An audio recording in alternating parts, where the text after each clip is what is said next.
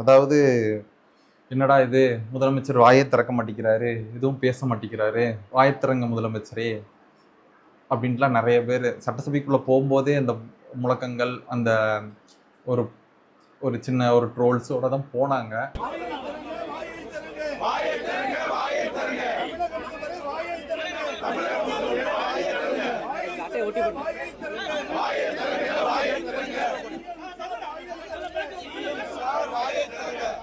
ஆனா முடிவுல வந்து என்ன நடந்துச்சுன்னா, என்னடா இவர் பேச மாட்டேங்காருன்னு சொன்னவங்கள, ஐயா கொஞ்சம் வாழ விடு சாமி அப்படின்ற மாதிரி ஓட வச்சுட்டாருன்னு நினைக்கிறேன்.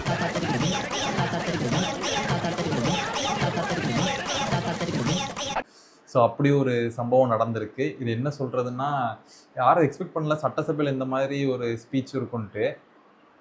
ஸோ அவர் பேசின ஸ்பீச் எல்லாரும் பார்த்துருப்பீங்க. ஸோ இந்த வீடியோலையும் நான் காட்டுறேன், பாருங்க.